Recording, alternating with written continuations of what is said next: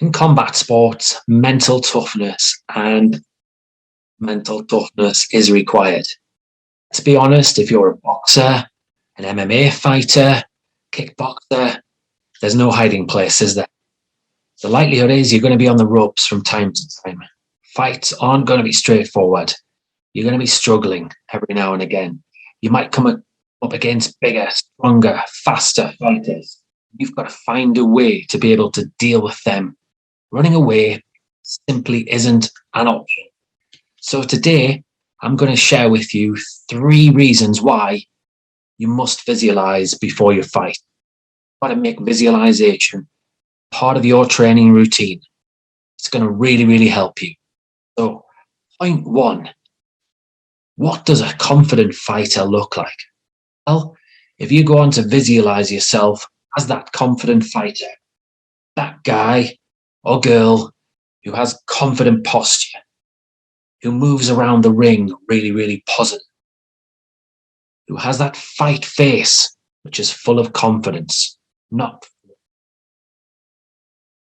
Visualizing this is going to really, really help you in the ring to be able to intimidate your opponent, which is my next point. So, what does it look like when you intimidate your opponent? What do you do beforehand in the way that you communicate with them? Or maybe you don't communicate with them. Perhaps that's even scary enough for them, or it makes them more scared by not communicating. What about, when you get into the ring? What is it about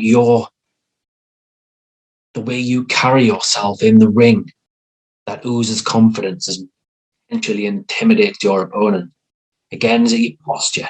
Is it the eye contact?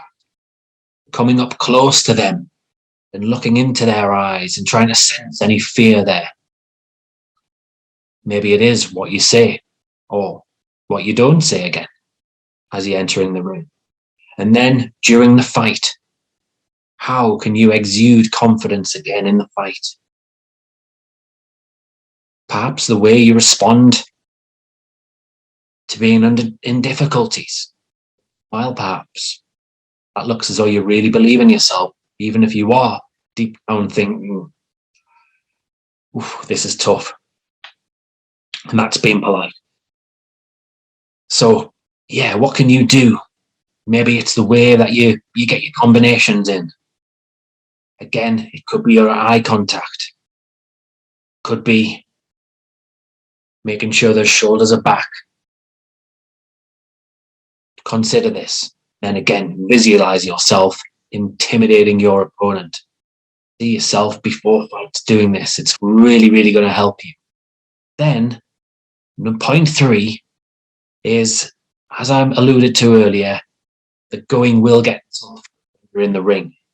And it's really, really important to know what your tendencies are.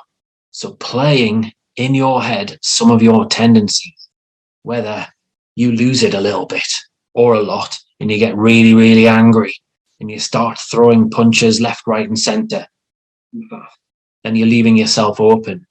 Replay those situations in your head and then visualize yourself turning that around, turning the tide. Unconsciously, this is going to really, really help you actually put some strategies together which will focus you when you are fighting. See yourself again when you're struggling, when you're on the ropes, when that first round has gone terribly, or when you're hurt, when you're in pain perhaps. How are you going to deal with that? What are you going to tell yourself? What sort of things? And then linking back to the previous points there, what are you going to look like?